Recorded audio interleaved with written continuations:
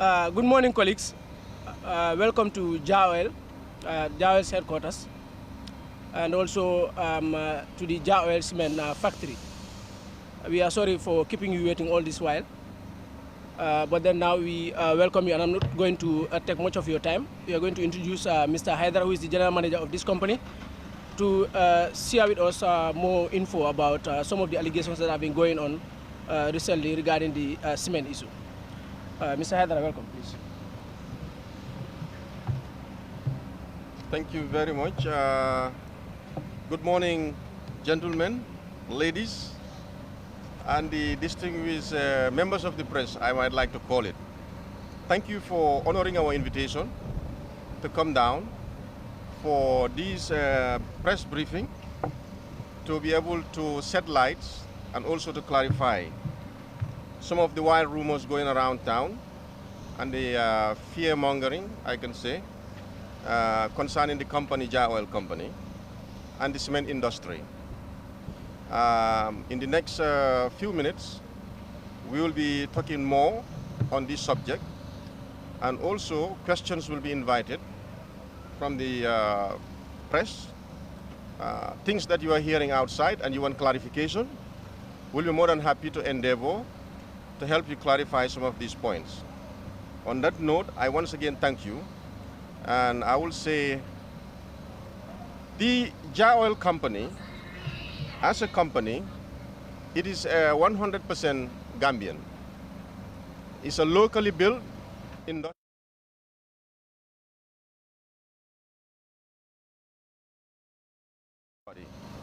It started way back in 2005. And it started very humbly with only one petrol station. And before that one petrol station, we started just like a banana. And then we grew the business. And then from then, we started developing the provincial stations.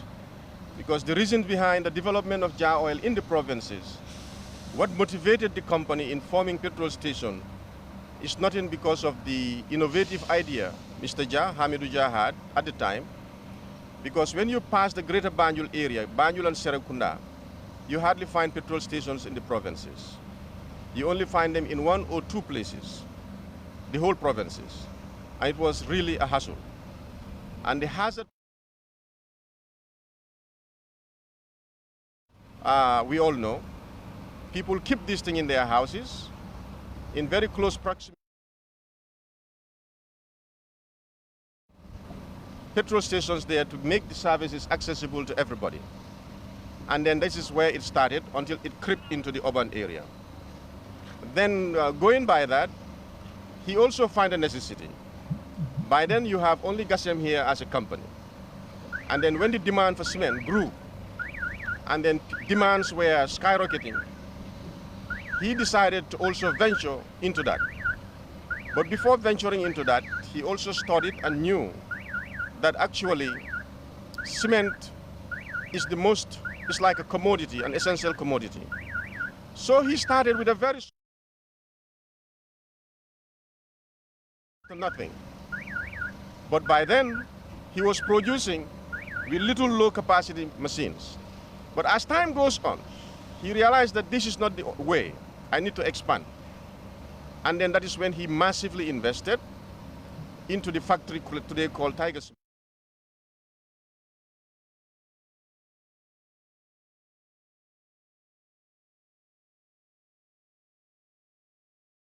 It's a multi-million-dollar investment. It's massive. It is not only massive, but also the capacity is massive. I will want to take you guys on a conducted tour of the entire premises. Wherever you want to see, we'll take you there. Yes, we'll also take you there. And then so that you can see for yourself. Today, JAOL Company has an installed capacity of over 100,000 bags a day. When I say this, I will give you the statistics. Whenever a situation comes into this country whereby they said cement is scarce, or into the market, and we do production 24 hours only for 3 days, we flood the entire market. only 3 days. The only reason why we are able to do this because our capacity is massive. Like you can see, 3 days ago, when you come to the factory, you will see a line of vehicles. From the entrance, you will see maybe about 15, 20 vehicles or more, all lined up. But we just started barely 48 hours. Barely. It's not even 48 hours. Yesterday, we were able to clear all those backlog in a day. Everything. And then now the line you are seeing are those who went to deliver and they have come to reload. Those are the lines you are seeing. And by the time we go to the evening times, when you come here around evening, you will see it also cleared. So this is how we operate. Capacity is not the problem. To do my introduction like in the local languages, I will also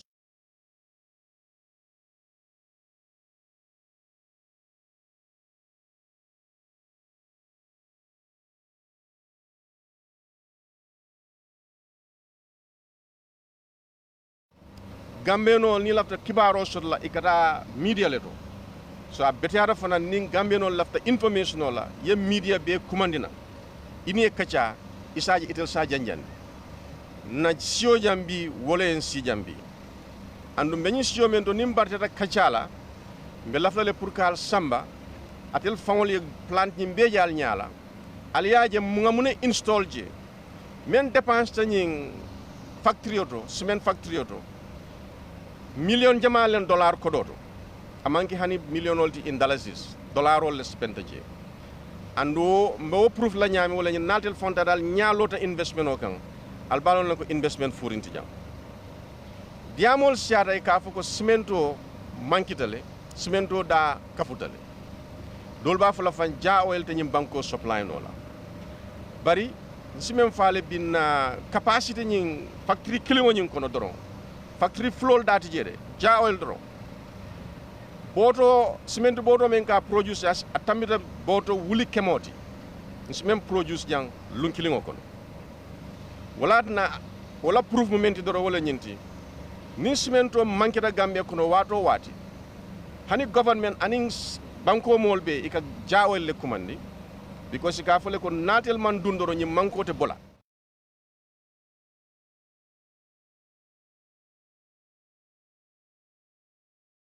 ke fengo mansia so wala nay kantel kumandi nang pour kana banko rescue anun ka ke nyaadle 24 hours ninga 48 hours do ko ke wala tilifulati 24 hours mi ron suda tili ninga ke tilifula doron sabanjango be lala kandame karanga banko be fandismento la so bina membe na kala sa men kana bulawo no ma wala nyinti nal nata nying factory kono somanda ibe moto tan nani wala moto tan lulu jala bebe loading cemento la ibe loading ibe cleanol batun wala kayta ne ko saim banko mol be a sodole sain ka sandir lalle batu kilin nal men kana lafta moto wala lafta moto kilin na lafta fulala ya dila jinem toñati andu lafta wala proof o yitan latel fa nyaaylo wa kambi alaji ase proof jula afa essence jula ya mobe en lowol bari nga commencé bolon le kono mais commencé ndala je wala nyinte o wati sottanu Gambia jang ni tambita kombola doron ita essence sotla dulat anata o jiya nyala bayra be business o kono wata te fon yalo naka sula essence la num baka aka time menta pour ka bori from one point another pour ka essence o sang ako mbad nga investment o ke nyinto nga essence lo bolon kono isaje bolon kono fanang kombo ka benefit menna idol fanan sa benefit wala na jawal be dunna kombo tuma mena mol ka fo nyimbota min tole yamira mo kutole because yaaje follow ke bar utma metas essence julayala bolon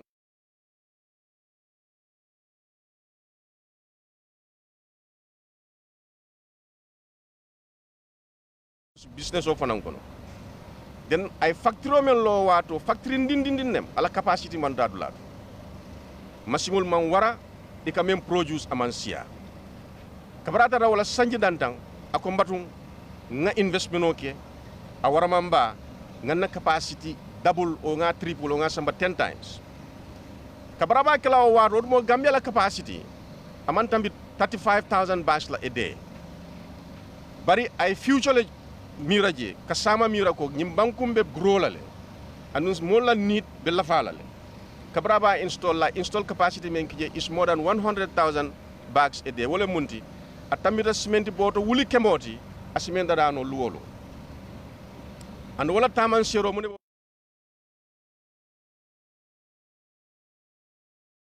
line jamal le taranu njam mutol be line link ibe cement do tag bar kabring niaji be 24 hours ko man rohani faman tiliflo fancy ntata 24 hours high capacity production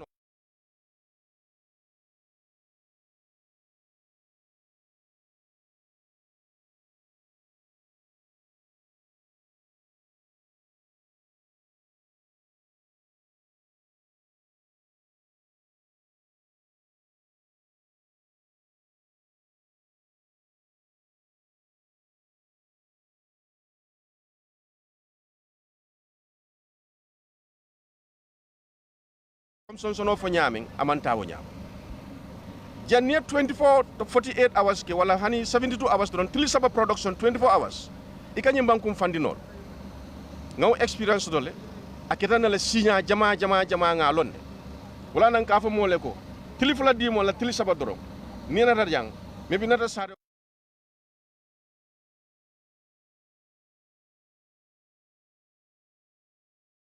ka klianol bato so ñinem toñaati ɓe kering anu nim pareta janna mbe lafla al yaajal ñaala ni mo moy ñininkar fanan soto yemol ñininka na jaabitaɓe mbulu andu mbe fere kila la jaabita e tarambulu nga di alla pour atel fanan so sindi jamama isa lonko cementi manko ning fenko man soto gambia cemento dala man lafa cementi manko me ya create sa fale bi me ya create killing julol le soto no melkata banku doto ika botol ñun nanje ika naati anu ñin julol men ka botol ñun na ika naati no ñim banko kan gambe dingol bi itonya nsafo bari majority manke jam moldi jandingol den hani ka moto bal men yusi ka fa ko ila motol len ntel nga lonne ko Senegalese financial sol be komale mel tamo motolti ye register Gambian number plate la original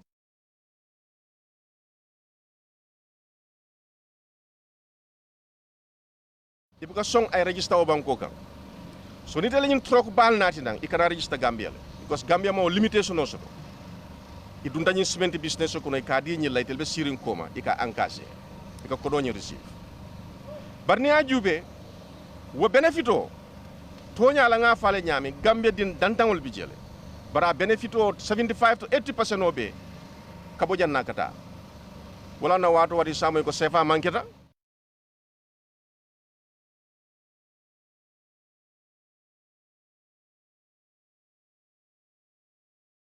abota dami ñinem toñaati ni mem ma faale ñinem toñaati ante ka mem fo wato wati wala ñinti ndel Gambia nga janne soto nga janne long bla ko tente mol bul andung banko la investment no andung ala development no ndel damawol do nes jan develop no mo ko tente bola banta jan develop mol nga company bal janu janne mel ya ko ibota banta e company ba katawol lo jang kabita fela interest banta jay muneke ya soron ne isaita goto mo yela investment no ya besoto yinanta men soto la banko ka ya besoto yo company l soron itade la hajola birin tubabol jamano ñimbe ke kanne même me baake fa wala njul buruti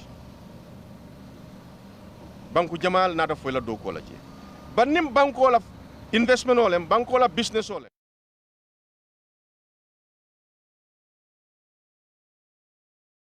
ka sawoti barakalaf men na wala ñinti nga doku nga boje nga di dinno le ya doku wol fana di dinno le ya doku anay gena yirwa mobe kunje wolem national investment oti ntel numbe lori o lodal najem be diam la wato wadin ka fo ko nyimam bang Gambia nafa ay banku dole nafa nga fir nga sede koy balle soto je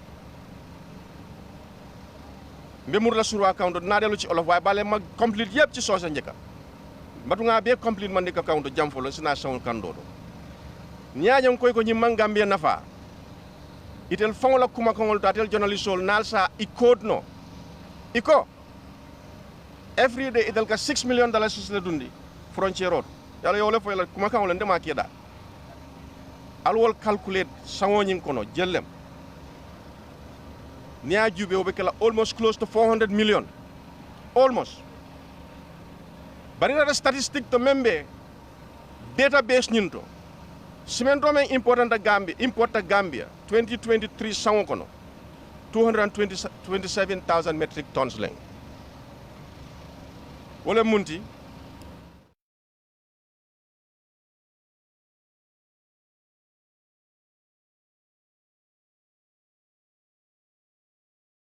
ni yo falin kodoti yake bototi ye jiare la namo laaje itel nyanta men jola biko ndel mantana marché to non 2023 aboko itel men jo namo to million keme ani million tan woro ani fen wo million keme flo dolle men tamit da million keme flo la ale itel kamen claim ko yole jo bari kaytol to wotije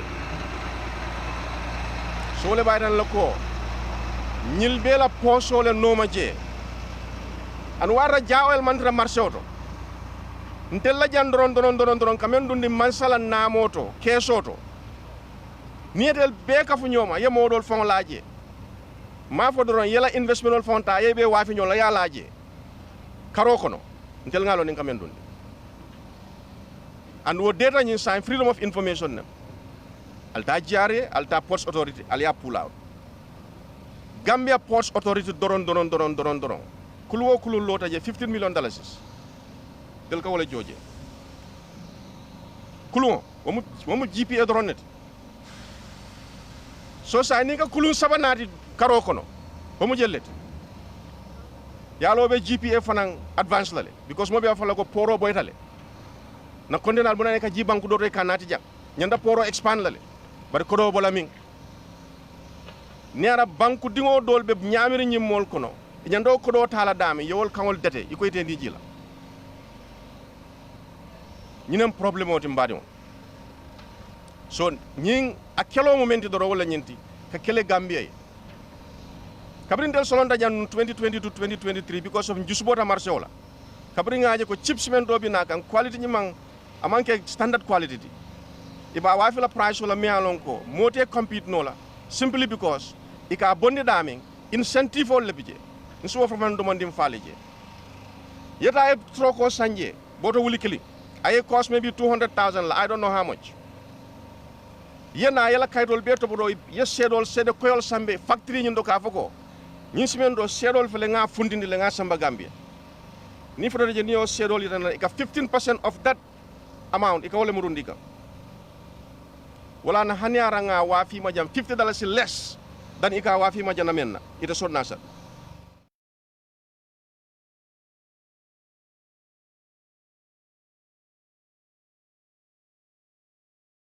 kanga nyal le bije mi alon ko ka mendi la pour danko do ñing industrial fa ye banko ta ya hand over ma ika dunna njad yate nyame wokko na wole kam bala fa fo Gambe nyanda tala wonyal wala na kabri man sa kunda la kol kiskis ya jube number 1 ika namo men so do jaawel o busite bulle bu ka so côté because cemento bu ka produce gasam len aning gasam fanan wati sotta ibu ka fem produce salam ika mem produce amansia ina robe jube ko mflota namo nga big gable so na budget auto mbe jikiri nyim mol la ko maybe mbe gab nyim fala wala because ikoy ka ite la kumo kando ikoy ka kemesa wala dun jallu wolo tro kemesa ite wala fo mbe jikiri ko mbe kodoso la jele kanyin gabo suki ngaje ko 75% of menyanda la mansa ya beka lik mbe develop la nyaadil ni wo keta banku la foy sito di drawing board again alial fan jube ko ten ala yaji wal bita silomen ina rafa ko okay ntal kaleno la bari namo den del be sugari wala ba increase la na ko do be bul ya jona ya nati ni ta nola al dukaral mol bula al diamol kana siande ndel la nyanda kumbola no wadi so de kabriano ndel nga na facture soronjang nga mol bondi do ko la jang anin ka namo men jonte la nyanda noise meg la nun ka fako government yemen ke mo la wan feya bla bla bla ngata media beto bari nga tale in good faith ngoy ko isa wait and see game al nga see nga jube wo wait and see game na me fang inate fanji je ko toñala mobe ka mistake le maybe ñu katam bulu mistake kol al nga see nga li calibrate ko den nga silo bondi ko den so ni wo keta mamra mo nyana kala diamoti nsimen fono gambeno le wala nyinti simento de ni ala sonda price o hani binte la factory ron ka wafi no menna kunun anin kunun ko disemle $355 aka wafi wala jang bana ko tawol kamen ke nyin rinul dan tawol kono mel tambita teng ika fa simento jaawele simento da kafule itelle tata ni a santel bulu jang ya samela bitikol do ya wafi $450 pour ka proof mo le kon kamel faale toñale maaje simendo da kafutal bari ali ñini ngaf alka sandami fa kafutal ba amam kaf so propaganda jamal le beñun kono amde ka jele ko ñil mañim banko mol bala fa teñi banko mol e ka même fa wala ñindi ko ite lafta ka do ko ke jaawel bari nsi fundi marché ko no nga bu lebul ntel man tra retail market ko no metel nenen tel la jaawel station to simentol men ka wafi je jaawel man budul soto simentol to ntel la factory price ron ka di wala o mané jal men bi je wolbe do ko le fangol le staff le be buli kamel jo ani la utilise sol so ne simento sandel bulu $355 ya wafi at a reasonable price fofen lata je ila kodole woti jaawel la budul tije bari jing gambia jama din jamal ma ñin long bin sa koyndi andu wo essentiel fanan sa tan gambia mo lako nsa fonole ko wa isita alkana simendo wa fije alfundi marché ko no bari gambia le fambi na wullay bi na mol attaque la ka foko alla simento bi takan ne sabi futa kam 500 le kadu moy be jelala le ba fa la ko yo say marché be mbulo ko non local increment moy local increment moy asitanar jam fo 500 warantel ma ka fu jang baytel ya ka fo 500 fodu ñantale ba wala no retail point sol ndel nga jele ko isa price anko point ol leng nin kulo wala membe yanka kam bato ika price so city wala bala prakanata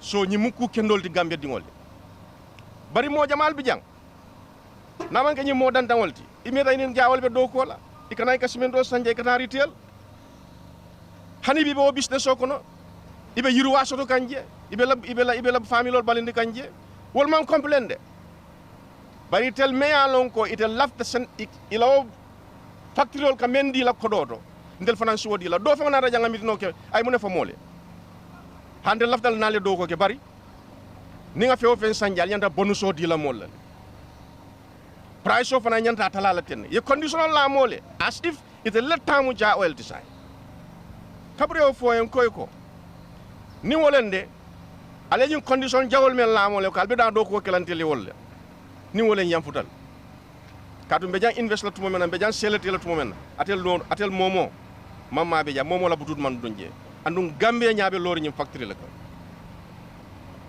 ntew compromise la delu wat ci wolof lima doon bamtu ci soose moy ne ja oil company gambia la gambien na ko moom te 100% gambien la boo xam ne doomi réew moo ko bil ba mu àgga fii foo xam ne tey da nga ko dee compter ci compagnie yu gën a mag ci biir West Africa sooy compter da nga ko si dee boole àgga nañ ci index boobu léegi loolu sant yàlla la Gambie bi la si war a proud ñëpp dañ si war a bëgg ñu ngi commencé oil business bi in 2005 lu ko sosoon mooy ne time boobu soo jógee Kombo doo gis essentiel fenn ci dex bi moom mu nekkoon ci dex bi mu gis loolu mu ne xaaral ma dugg ci business bi ndax ma sampa ay essentiel ci dex bi foofu la commencé di sampa di ñëw ay at bu mu jëmee ba ma xam ne léegi macha allah jeexal na ci dex bi am na fa lu doy mu ne xaaral ma dugg Kombo bu mu duggee Kombo nag ñëpp fekk xamuñ ko ñu ne kii mooy kan fan la jógee waaye fekk yàgg na ci business bi ba macha allah tey is one of the biggest oil marketing company ci dëkk bi fii ci réew mi bu nga xam ne doomi réewoo ko moom oil marketing company su bëri yi fi gënoon a màgga foreign base lañ ñi ko moom duñu waa réew bi moo tax dañ leen jaay ay yoon ñuy changé tur rek su turee nii tey mu tuddaat dele ëllëg du yaakaar nga gis mu changé waa tur bu ko dañ ko nekk di jaayante rek waaye Jah Oil moo nekk boo xam ne 100% Gambian owned la te luñ fi am ci dalasi fii laay des du dem fen te luñ fi ne am tamit lu dugg ci suñu account bi ci la ñu jël di dimbale doomi aadama yi ci lañ dee dimbale nit ñi di leen di gasal ay ndox foo xam ne teen lañ dee naane te teen boobu sax da ngaa xëy su dul loolu dafaa wow ñu ronal leen foofu ay boreholes mënuma koo compter it's in the hundreds mënuma koo compter ci village boo dem in rural Gambia ba ci Kombo ji fii sax joxe nañ yooyu pour nit ñi am clean drinking water ñeneen ñi contribute nañ ci seen hospital si am na hospital bu mag bu nekk fii ci réew bi boo xam ne dañ leen dee subvental every month am na lu ñu leen dee jox pour rek ñu mën a yóbbu seen operations Jah Oil Company loxo muñ ci loolu at yeneen yu bëri du ma leen mën a ton comme du ma leen mën a wax yëpp fii parce que doomi réew su amee daf dee xalaat lan laay defal suma réew beneen réew su amee daf dee xalaat ñaata laay mën a jël fii ci ay millions yóbbu ko suma réew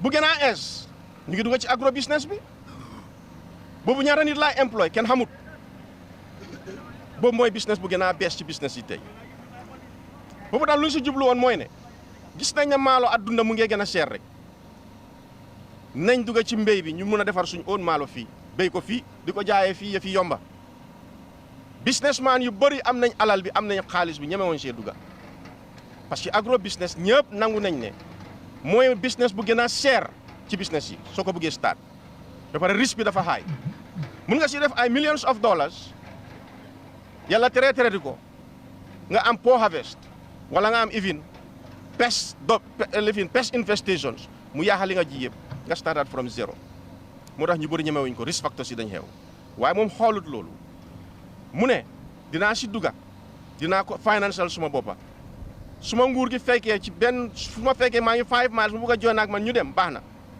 su ma joinul tamit sóoraalewu ma si kenn damaa defal suma boppa pour réew mi loolu mooy local industry loolu la dee jur su amee benn ñaar mu ngi xalaat ñett at ñeneent te ñu ngi am yeneen plan yu dul jeex yoo xam ne ñu ngi ko bëgg a def ci biir réew mi fii ay industries lañ ay factories lañ so that as time goes on Gambia tam dina mën a boost ne ñu ngi produce lii ñu ngi produce lii ñu ngi produce lii ñu ngi export suñ naataango yi naka lañ commencé démba in the 80s and 90s Gambia moo nekkoon seen kaw luñ bëggaan fii lañ ko daan ñëw jël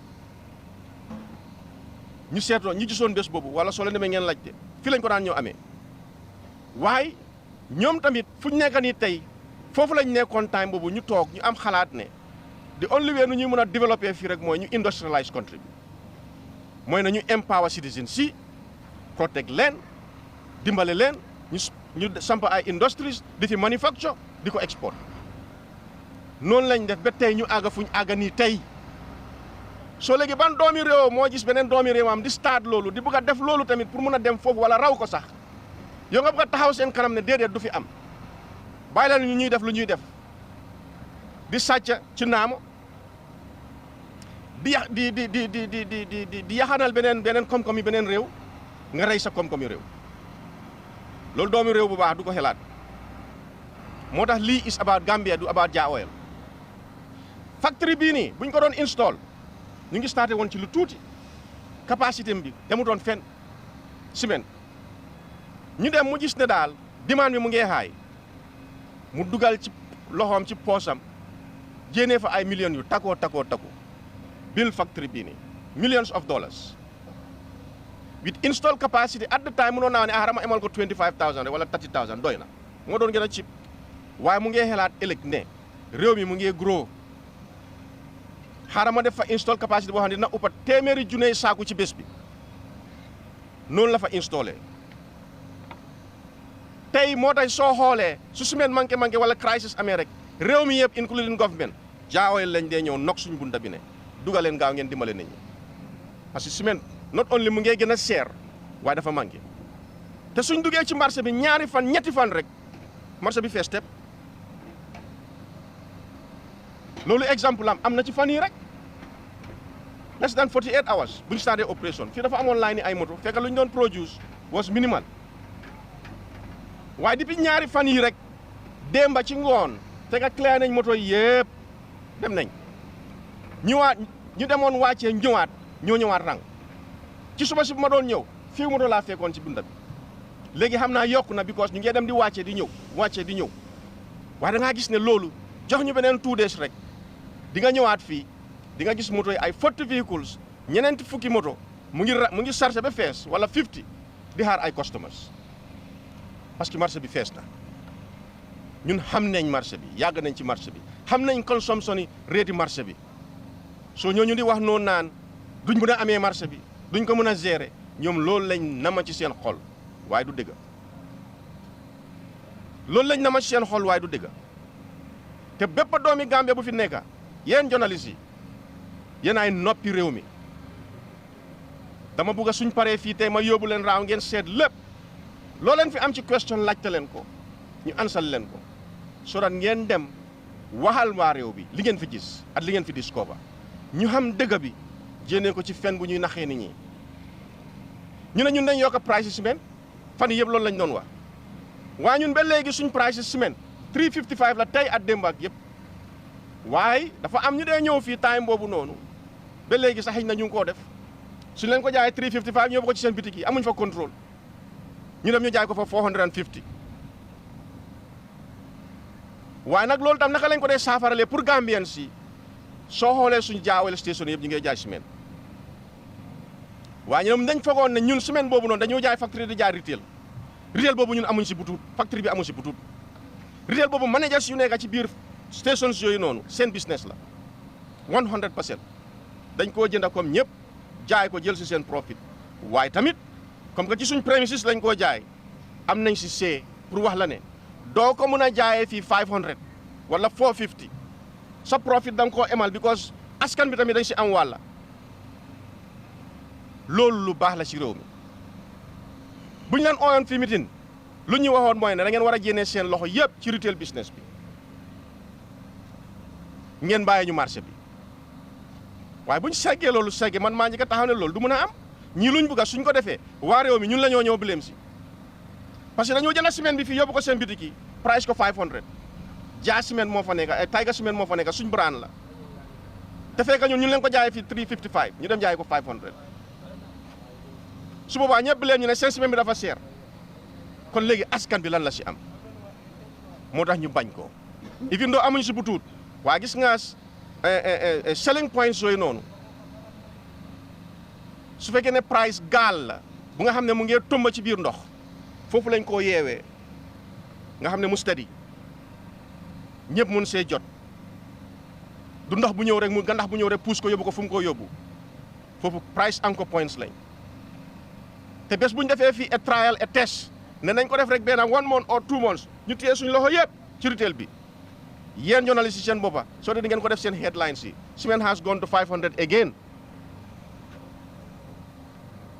te fekk du ñun suñ price bi cee ñut fii lii mooy dëgga gis nga ñii di coow nii dëgga la dama dee wax li toujours am na Gambien yu néew yu si nekk wañu si uppa doole yëpp duñ waa fii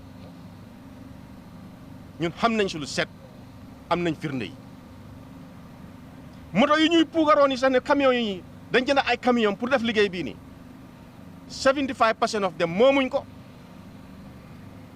ay beneen waaye doomi réew ñoo ko moom jox leen ko ñu ko liggéey ñoom ñu toog ci background bi rek di encaisser rek te leen tam lu si Gambien si nar a xam mooy ne business bi dafa am lu si bëri si rax it's not about business anymore it's a straightforward strategy la to close our Gambian industries man noonu laa ko gisee te am naa si ay reasons naa ko joxe benn man Haidara su ma demee ma jënd ciment fële ñu jox ma suma kayit yëpp ma jàll frontière ñu tampal ma yëpp ma yónnee gis ne léegi semaine bi jënd na fii dugg na Gambia yooyu ñooy firnde bi mooy proof bi ma delluwaat yóbbul leen proof bi ne mu ngi nii dellu na dugal naa seen semaine bi jaay naa ko 15% of li ma spend ci moto boobu dañ ma koo delloo every trip léegi wax leen ma loolu lan la nuroo ci yéen lan la nuroo ci yéen lii mooy dëgg ku ko waxul rek fen na journaliste ngeen laajte leen na duñ dee am ci scheme boobu noonu benn ñaareel bi nga indi time boobu ñu ne $30 lañ naan caaj ci booda bi yomba ba bugg a dee yow ñun laa fay 15% $30 bi tamit nga ne doo ko fay nga indi fukki moto nga fay ñetti moto ñeneenti moto juróom-benni moto bi nga négocier ko romba ñan nga sàcc xaalis boobu noonu du Gambien si la xaalis boobu lañ war a def garab ci suñu lopitaan yi foofu lañ war a fay suñ sécurité si foofu lañ war a def lu bari xañ nga ko réew mi pour kan sa poos ndax réew mi nii la war a demee ñun mënuñoo def loolu amuñ liberté bi sax parce que ñun suñ gaal su taxawee si port bi dafaa ñëw gaal bi daf dee ñëw at manifeste won ne gaal bii de mu ngi enu 30,000 metric tons jaare daf koo dugal ci seen système bi te luñ dugal noonu ci seen système bi mun la see code 1 kilo di nga ko fay ba mu jeex tak ay millions mu jógee foofu Gambia Ports Authority bi nga xam ne ñëpp a ngee coow ne port bi daal dañ ko war a defaraat port bi dañ ko war a improve parce que ëmpuwut kenn suñ conteneur yëpp ñu ngi wàcc fële di ñëw fii dañ war a seet naka la ñoo expander port bi waaye fan la ñoo jëlee xaalis bi ñun gaal bu taxaw ci port bi $15 million lañ ja dugal ci kees yi GPA fukk ak juróomi million ci dalasi nañ ko dugal seen kees gaal bu ne soo indee ñaari gaal ci weer bi ba ñetti gaal loolu ñaata la noonu lañ war a xaalis yooyu lañ soxla pour mun a développer seen port bi Gambie yëpp ngeen ñoo ci waaye yow li nga indi ci booda bi sax doo ko fay nu mu waree lu ba doole bi yëpp da nga koo xaakimoo ba pare nga ñëw taxaw fii naan ne ñun ay doomi réew bi lañ ñun tamit dañ am right dañ war a ubbi waaye nag dégluwut boppam bu baax doomi réew mi la bi nga xam ne yaa ngi liggéeyal beneen réew di rey sa réew man noonu laa ko gisee te def leen seen investigations ñu ne ñoom ñoo ko wax de seen làmmeñ ñu ne $6 million lañ dee dugal every day ci booda bi ci lu ñu wax waaye bu ñu demee ci data bi semaine bu dugal ci biir réew mi fii 2023 227 million la c'est-à-dire 227,000 metric tons la 2023 jaawel nekkutoon fii bu leen fàtte ñun dañ geddoon marché bi bàyyi leen ko di xool soo xoolee loolu 227,000 metric tons nga xayma ko ci ay saaku nga def ay $30 téeméeri million la at juróom benn fukka at weccit waaye ñoom soo defee seen soo xoolee seen 6 million bu nga xam ne ñu ne moom lañ def dépense ci booda bi nga times ko by 30 times 12 dina dem almost 400 million léegi wax leen ma ana balance million yële moo tax yéen journalistes yi li ngeen war a def léegi as investigative journalists investigate leen into that data let them show you their import data laajte leen seen tax clearance te maa ngi ñaax government ne lii is a subject of investigation maa ngi reveal a fraud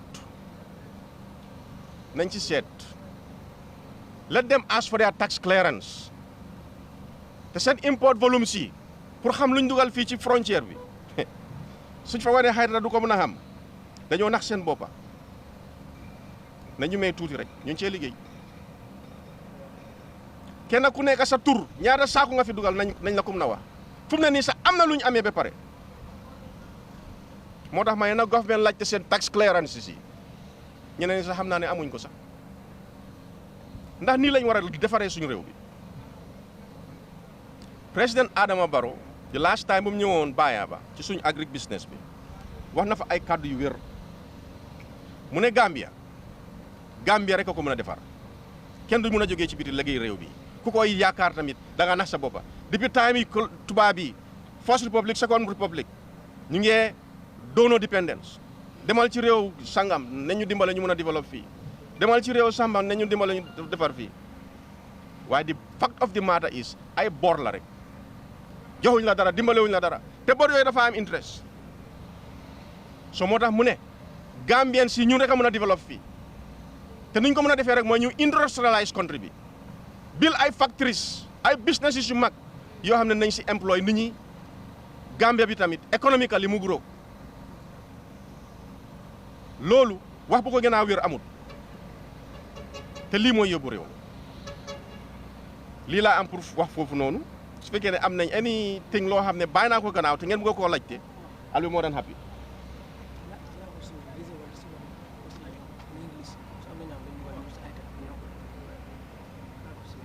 ok liñ ma doon laajte fii rek mooy ne pour am na li ma fàtte mooy ne li tax ciment manqué woon fii ci jamono yi ci ay fan why there was a scarcity of cement some days back.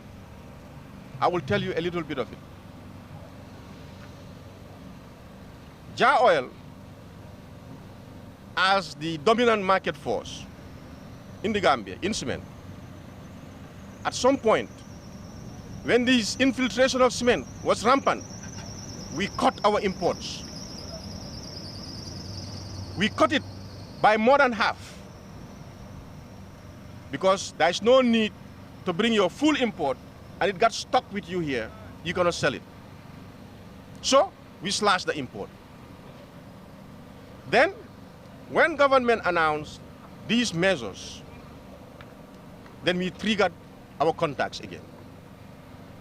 When we triggered the contacts for them to bring maximum supply, just like before, then time was ticking because the vessel has to be loaded, it has to set sail, it has to come to the Gambia. And this is all time. So during that period, we missed the target by a few days, or maybe weeks, maybe 2 weeks or 1.5 weeks, I'm not sure. You understand? But by then, the situation was dire. And the second thing also, most of the rural markets and most of the shops in the Gambia here were dominated by this foreign force. So now we find ourselves in a transitional phase. The transition from where they left us and to put a foothold to where they were occupying. And everybody knows in any transitional phase, there are challenges. But thank God, alhamdulillah, we have moved past the transitional phase. This is why you are seeing what you are seeing behind you.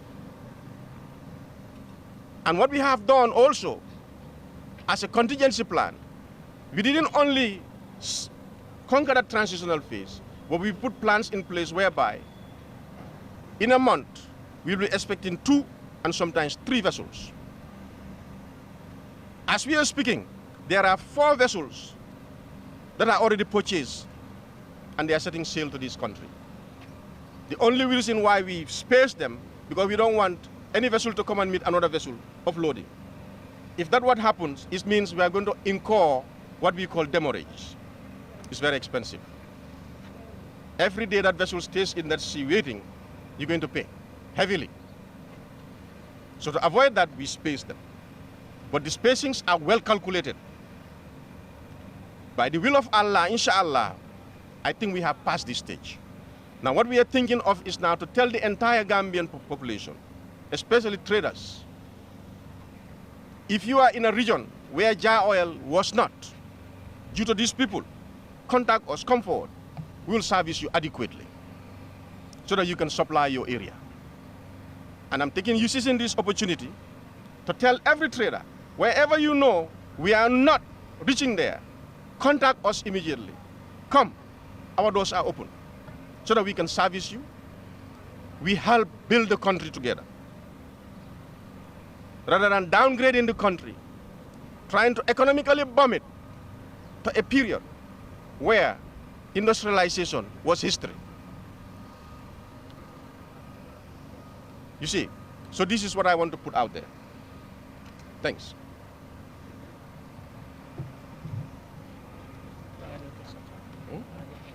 Wow, few. If you have questions, please speak up. Yes. Highlighted a lot of emphasis on the imports. Yes. Importers who are, majority of whom are not Gambian. Mm-hmm. You highlighted in local language. I would like it highlighted as in English. For me, it's very important. Okay. And the price aspect as well. The fact that the price remains as it is compared to what people are saying. I just wanted to highlight that. Thank you very much. That's a very good question because there's a lot said in different languages. Sometimes you skip one from here and there.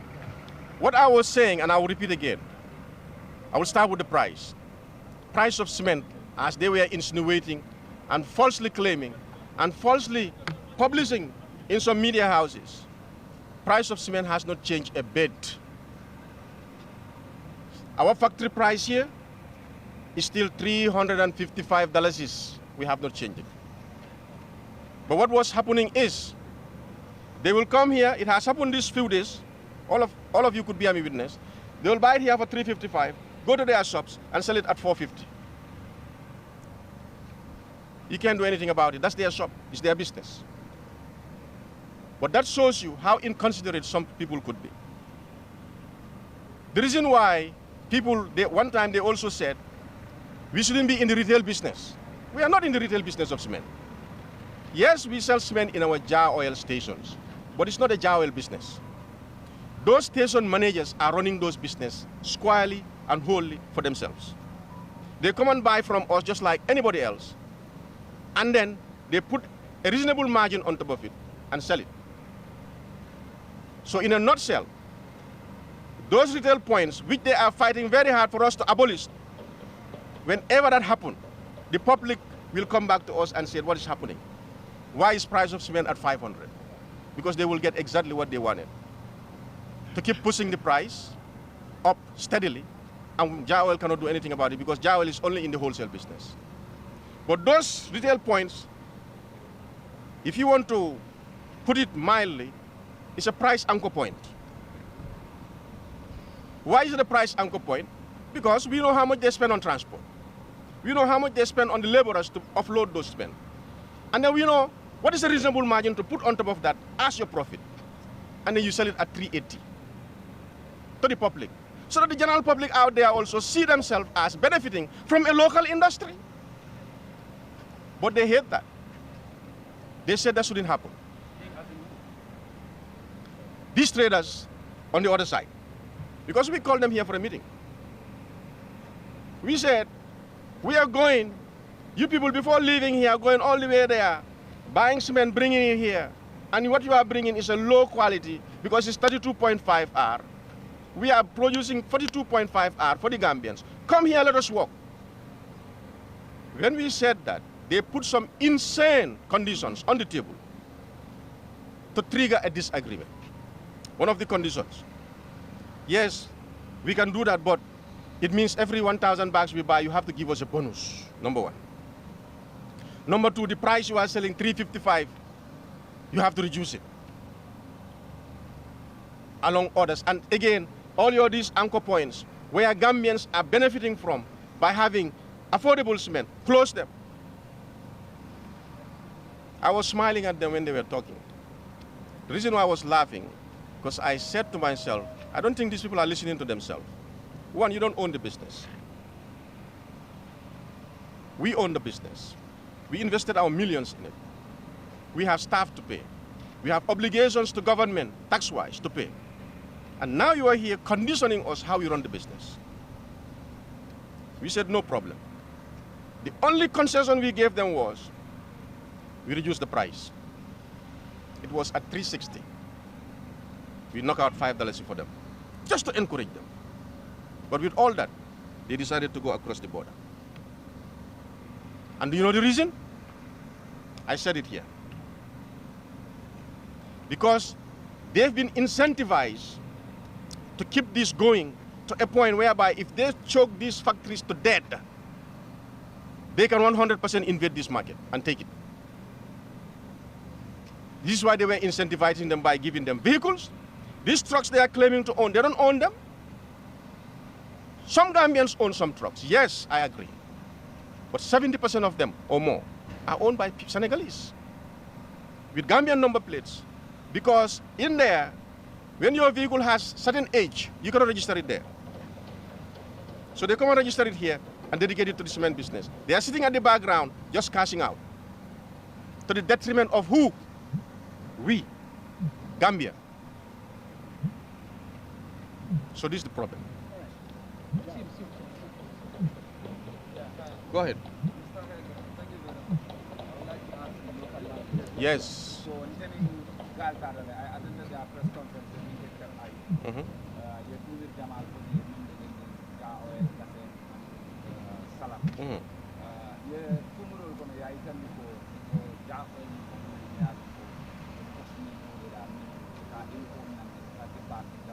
Mhm. Mhm.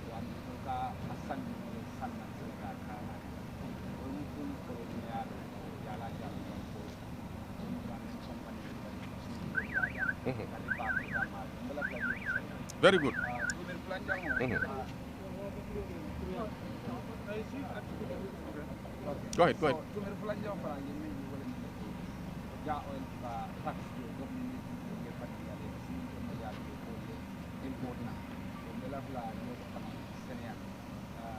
Last one, Jamal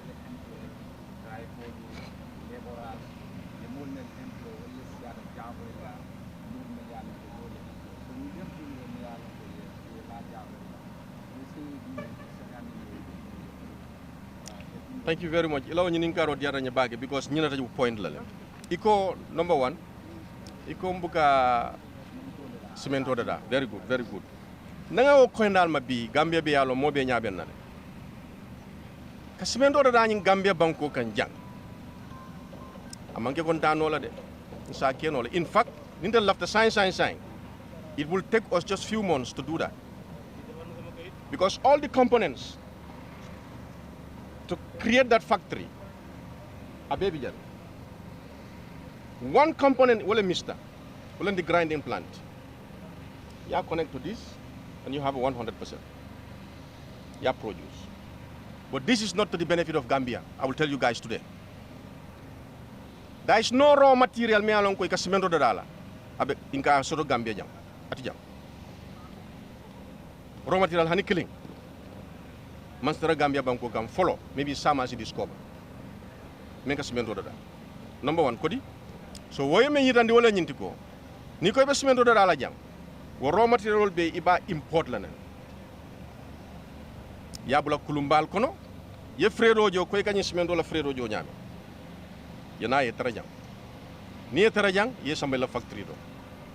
Problem fulan jamo mina men lala je wala nyindi. Ibina energy cost fana meng inkola. Gambia mbe sondal ko. We have the most expensive energy. Ibina men inkola pour ka process pour ka reback again. It's going to be huge. Until nga feasibility studies kele. Kabri nga be calculate nga price or tag on the bag of cement. It went very high. Gambians don't want that. Factory bi yang cement do bari cement do felen dabe 500 or 450. And that's not a good name. Omang Gambia def benefit. Kabri nga calculation okay nga self. Okay, let's look at having the other component. Wala nyinti. Bring the bulk. Yari back in mass production. Now calculation okay, nga peg on the price of the bag. Way more cheaper. Okay, very good. So which is beneficial to the Gambia? Gamra Gambia no be laf la nyine la. Dina wodoti. Employment wise, wodobe men employ la. And nga men employ be is almost the same. Difference to because factory lem. Nyanye ka factory fana ka factory de Gambia. Karambali alem. Those who went to school, everybody here, I think they always want me to define factory for them. Factory is simply just a mechanized process of either manufacturing something, assembling it, or packaging it in mass, whereby machinol le karon. That's a factory. But you know, if you are just looking at the myopic definition, the short-sighted definition of what is a factory, you're going to do like manufacturing. Yes, that's also one type of a factory. So this is the problem. What is it? Cement don't go manufacture and all. It's easy for us today than before because we have all the components necessary. One component we get 100%. But it's not feasible, it's not going to benefit the Gambia, my brother. At the end, you will end up working for NAWEC. Because salary is problem. What is feasible, what is doable, we do that. That's business sense. Don't follow your ego to build something that is not economical.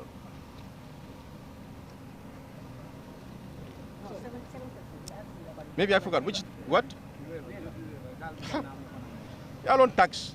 Wofana mu karambalial. Itel kamenjo. In those days, because Canada neka ETLS letter. You know what is ETLS?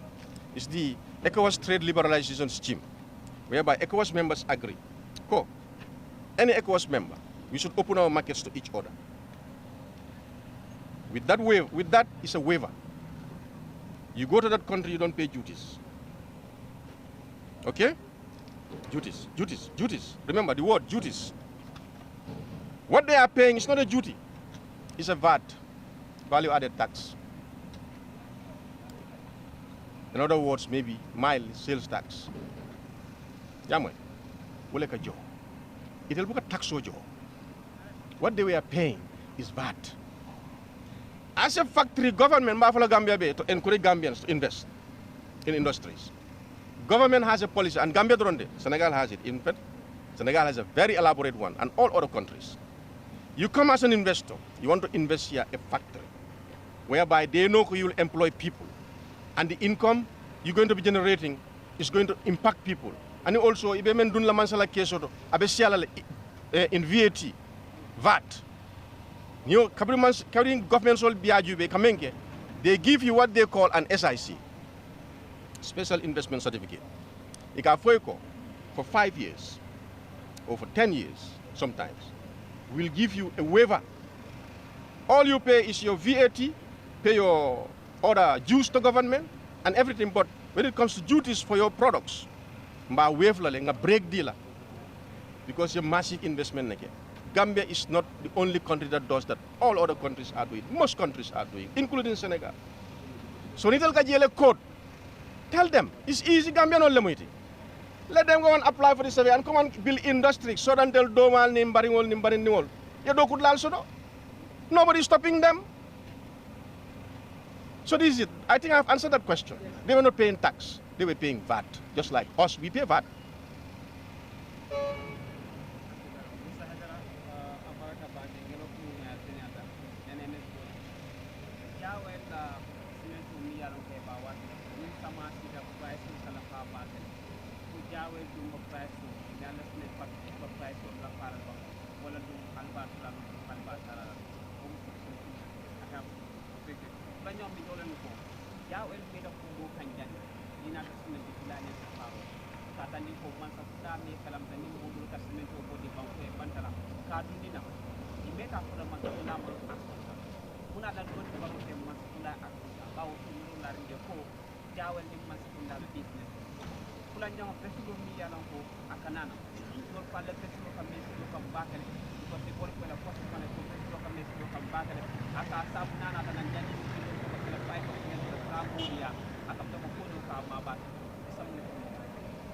Yalo nimmo be silo nyinna yalo nimmo which ndel be ngalon ne nimmo be tunena batema hana jambo jaka mudal amira ko le ba chef la so nimmo be silo fana nyinna akadula bele nyina be hol sod la dame nay dame mako concrete ko le bo akadula do le jube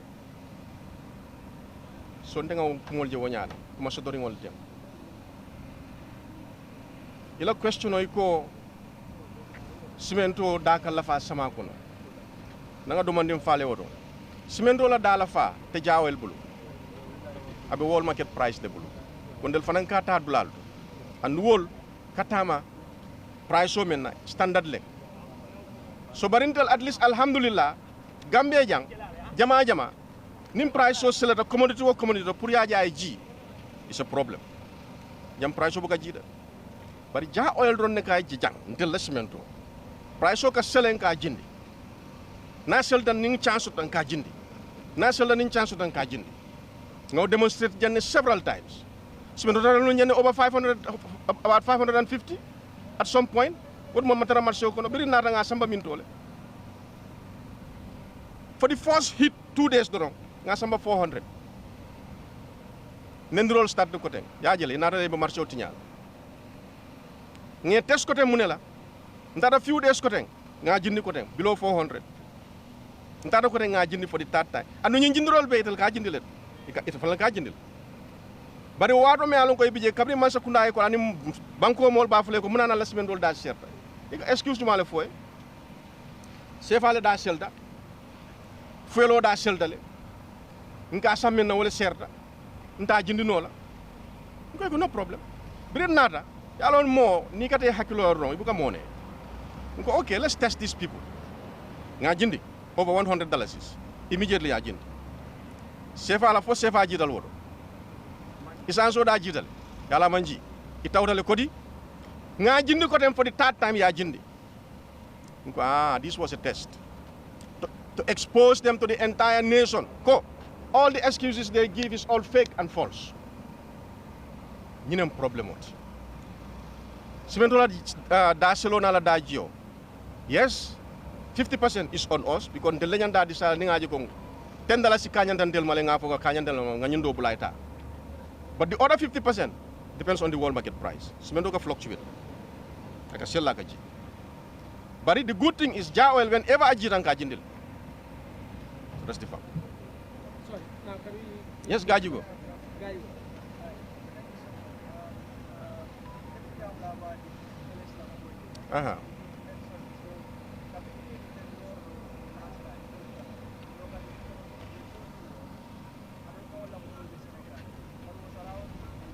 Yeah, a week. Yeah. Good question. Very good question. Oh my goodness. I will share.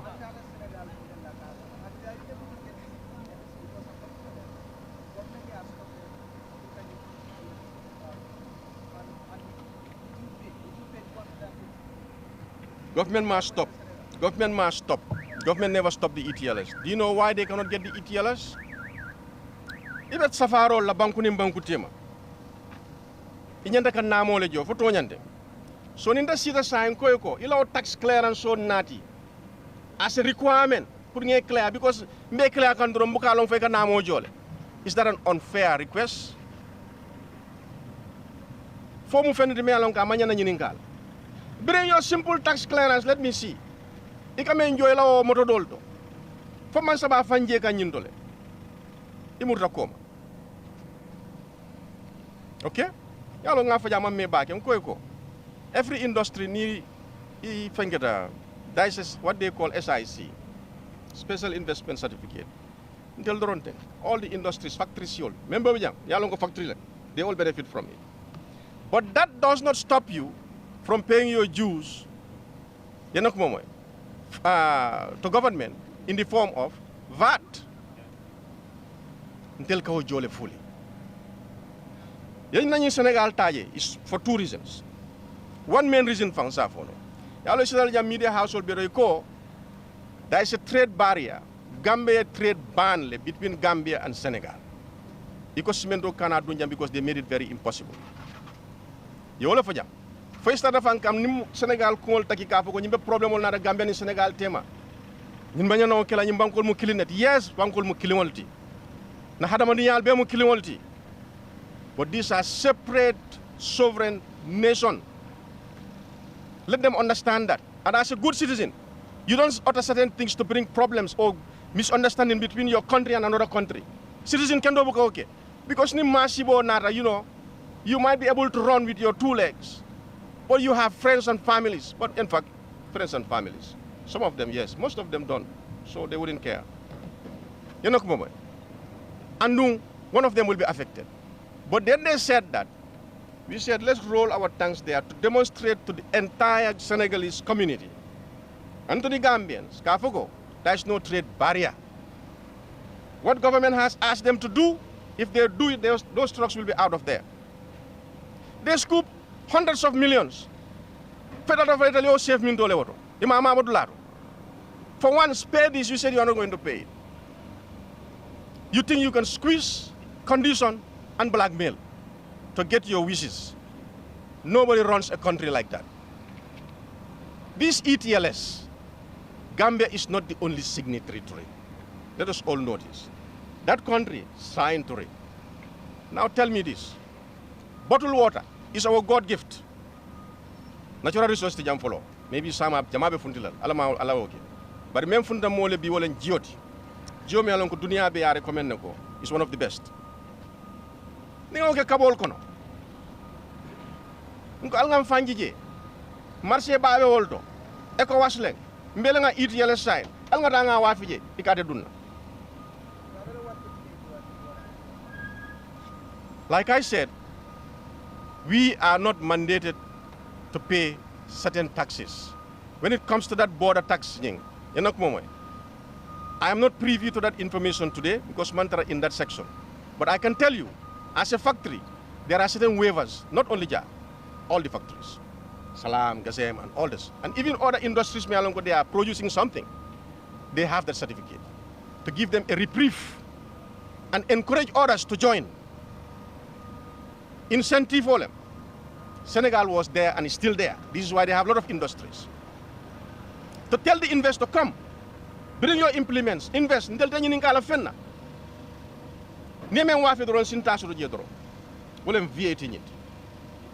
They're satisfied with that. Because in Yabe Lori Munekang, if employment or create la.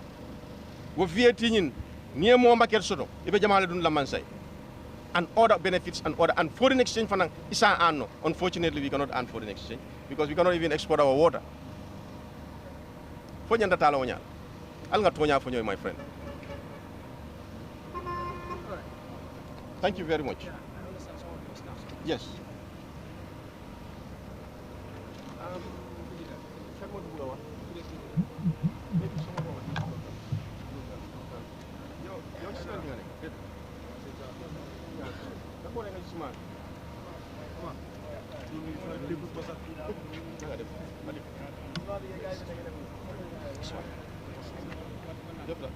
Want to add something?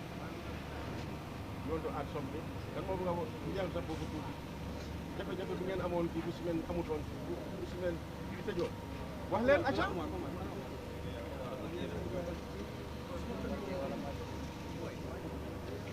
So, let's go there.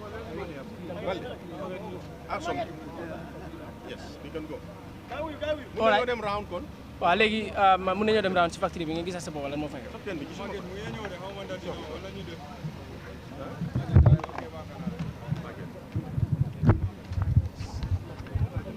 So thank you so much, guys. Anisang, I'll be, of course, Jawel press conference le Jibegang. Me along ko ibakiganda me wolem ba follow today. So sa mbita rawno la pour yatandi mo la do ko mi alon ko walla be keri jang.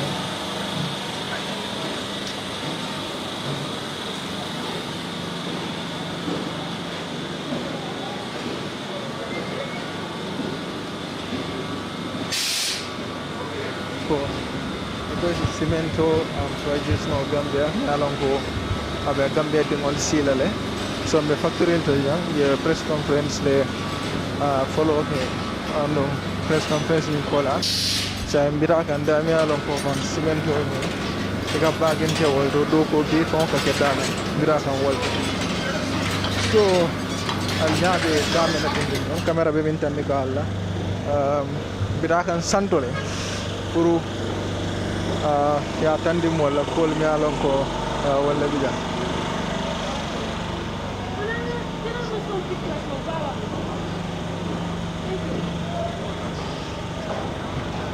so okay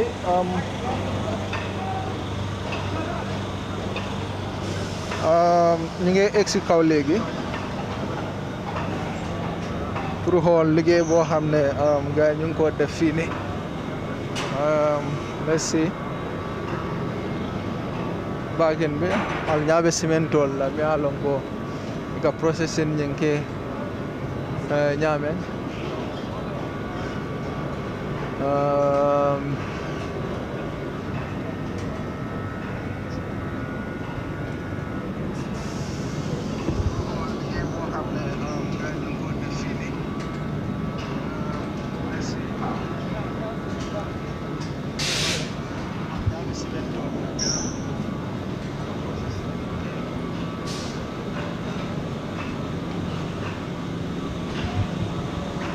so ko nga ko nyame ani sambera non la me jawel factory do mi alon ka be ba flow to me santole tenting da mi alon ko ka manufacturing ke wol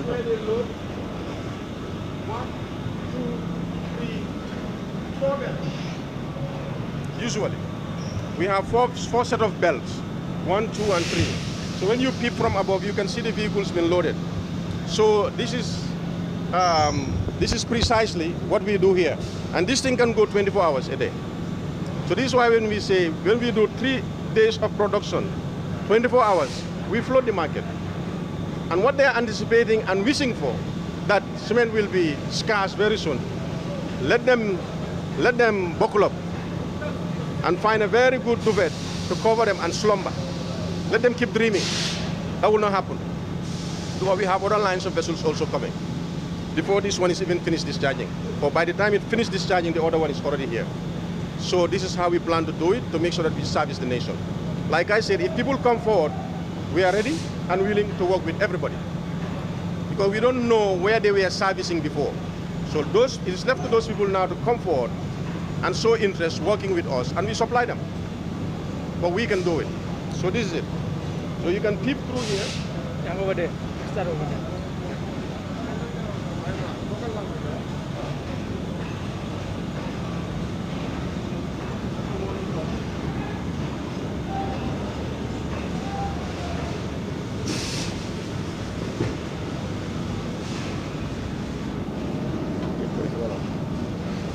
So ngafanu nyami ñinem factory ñindi yaloy ko factory den del bulu bari yala del fon machine wol jele ani factory angale kan leng tuba wole a faram fanse nya wala ñindi ko nie bungo so me alon ko machine le ka do ko kiye pour ka fem produce me alon ko abe kala symbole ti me alon ko ni hada ma dingol lafta produce yalla hada mo ko kilin neke bara nyin ka mass produce le anum machine le ka tamaje wolem factory wala simple definition oti anum process lem is either ba bakan wala ba grind kan wala ba whatever but as far as machine le involved pour ka capacity ba produce dorong ko mu factory Latin word all endoro factorium lem you know so that's it surwa kamo do luma bu wona wax moy ne ñi ci suñ plan bi tay pour mëna won askan bi yépp luñ fi def ñu ne amuñ factory mo dama égalem pour ñu xol machine yi nu ñuy liggéey factory laki anglais la waye ku déggul anglais xamulo anglais doko ko mëna explain mu understand mom lum xelaatam lum ko joxe moy factory moy foy défaré waaye foo xam ne dañ si def ay machines yoo xam ne ñooy liggéey pour produire dara mu saxan nga xam ne du ay nit a koy def di ko def benn par benn rek factory la fekk ay machine a koy doxal rek ma factory la te fii gis ngeen machine yaa ngi nii bel yaa ngi nii ñeneenti bel lañ fi am ñeneenti moto ñoo dee loolu yaa ngi dégg lii mooy Jah Oil Tiger Cement plant bi so lu ñuy wax ne pour ñu def fii a grinding plant xalaat nañ ko study nañ ko fu mu ne nii da ngaa gis ne suñu bëggee def loolu component bii léegi jéem na benn component rek lañ am pour jënda attaque ko si muy grind ñu defar cement yi 100% waaye it's not profitable ma wax ko tey ni ñu xam ko profit néew si soo ko defee askan bi ci seen boppa duñ ko like parce que ciment bi dafa cher mooy dëgg parce que amuñ fi raw matériel si lu dee defar ciment amuñ fi benn ci biir Gambia bi fii dañ war a indi yëpp bitim réew te loolu nag soo ko calculé te yëpp du baax ci askan bi moo tax ñun dugguñ ci nekkul ne mënuñ ko de mën nañ ko bu baax waaye bëgguñ see dugg parce que dafay gaañ askan bi. So that's it.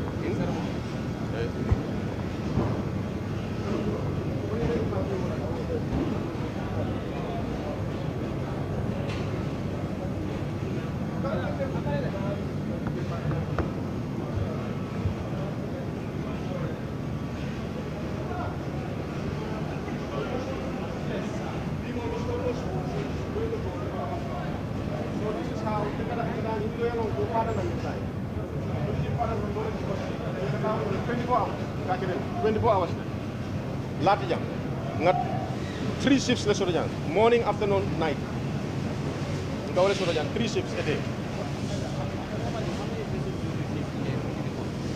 in a month it depends before when we don't kabri maning Senegal on la ñing infiltration soto it's 2 vessels soto non in a month minimum sometimes 3 vessels bari kabring ñil na ray mol invade economically vessel kilimo pam pour ka bang aka tambi karola aka dafa karfula. It depends. You can have up to 50,000 metric ton vessel, bari ate dunno la Gambia. Kon na poro, ida daro le nit. So on men nati no men si dunno na poro. Wala 35,000, 30,000 kata way duma. Wala sinano ja. Because poro si wala andanno. Near 50,000 capacity donati bimbe diarandele baki because wala diarandele wala be gana chip la mole fam. Because nga vessel men luas afeke 50,000 metric ton vessel. But say by the vessel luas 50,000 metric tons, but it's 30,000 drone dundinoje yana. Yalo mo perte man. So poro la darar balayale won. Wala na started nyami masakunda e mol empower nyami poro fanam be bono fi soje la je maybe obi ma ko la pour polo improve. So one vessel sa Gambia ko Let me tell you. 400,000 bags. Near push market in 2-3 days. Aka market funding. Ngalon. We are not speaking just like that. Ngalon. Kondel ñina mo na do ko. 400,000 bags to run ka bam so funding. So while all the other days ikata le normal speed. But in the high speed 400 pump marché ko dron. Afele marché o ñimbe yakale. But this time maybe it will go above that a little bit because nanyi maralang call niare dati je maybe another 150 land or kane pour que marché kale kak because consumption of rural Abidjan urban Gambia Greater Banjul area rural Gambia lo consumption of mansia. Thank you very much. Wow, this one.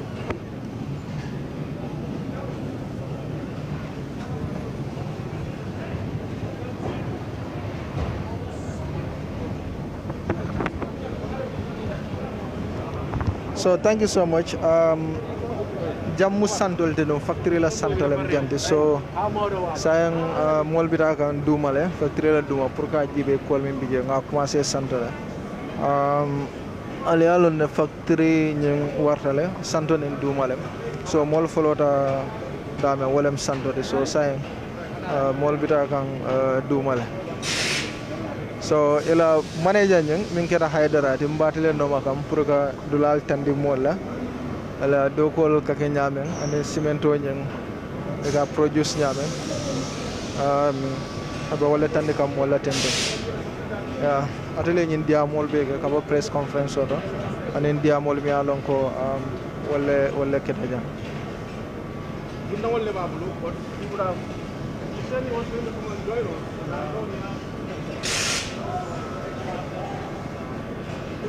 ela CEO nyim famo bi janne min kara Hamidou Diaté bara kamta be min faka ko lunta wala babulu to lunta wala babulu to mbeno ma be diamla media le bari ane lunta wala be jang but say mol falen kata pour ka ji duma pour kata duma fana jibe mone be je al kana nyina ko be ja awel press conference me alon ke wala organize kabring diamol siat bakele cemento la karola gambia banko kan jang dor ko manketale dor ko ala adala fatale ye min fo wolem nyinde ko tol si cemento produce no gambia banko kan jang andong isi boto wuli tang isi produce no lungolung ye wala fo akam dara ko ngado kol jele bita kan nyame santo so bita kan duma le say bare press conference yin wala follow ta jande mbesal factory o santo jam ka jibe kolmi alon ko wala be kere jam sando njira duma da mi alon ko trogol fa kam dale ko eka sarse janne ana ko trogol ka sarse janne kalo da men pour ka sarse pour ka cemento nyenta pour ka sa you have a lab, take a sample, go take it. We always happy if people take our sample to go and test it. 100% 42.5 R. Nationals, engineers, they know our quality. The other qualities that are coming from across the border is 32.5 R. You know what is it good for? Plastering. Unfortunately, we are building our massive structures with it. May God help us. But in the future, I don't know. So our quality is 42.5 R, and we have never changed quality. No matter what the situation, we have never changed quality.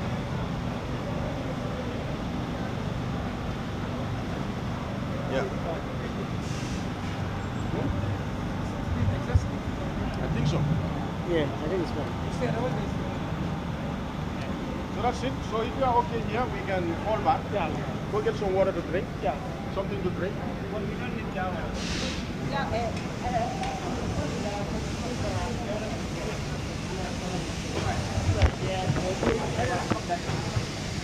are done now. ngajale sayang cemento nyin kasar se dame mol bida kan be finde kan facture nyin dele say motol be lorenne andong be sarse kanjang akam dale ko be mem fakang wala nyin de ko si cemento produce no gambia banko kanjang na watra problem tiji ila press conference o min fo wala nyin de ko do ka cemento wafi janda men na wolem keme saba dala stan lulu anin lulu ka wafi wala bare mil kana sanjang kara sin kan wafi ko wala ka da serinde ka samba fo kemen nani wala ka tambi wala fa so ande ko mantra controlator bulu bari e ko tolla factory wala price o minti wala $355 city e tolla factory nyim la price mo walti ande ko e tolda ma fa si Gambia supply no cement wala le kuma ko mi alon ko wala be fokan ko cement o manke tale e abe soso le ko cement o manke ka be doku kan janne nyama be bagin kekanne ando si Gambia be supply no ko ya fa nyama ko motol fana mi alon ko lebe lori nun jay man sarse folo ko motol nyil be say ko motol nyil be sarse dale tata fo dol fana be lori ne e fana be ibe sarse kan pour kata so woto sa fono ko wala be kere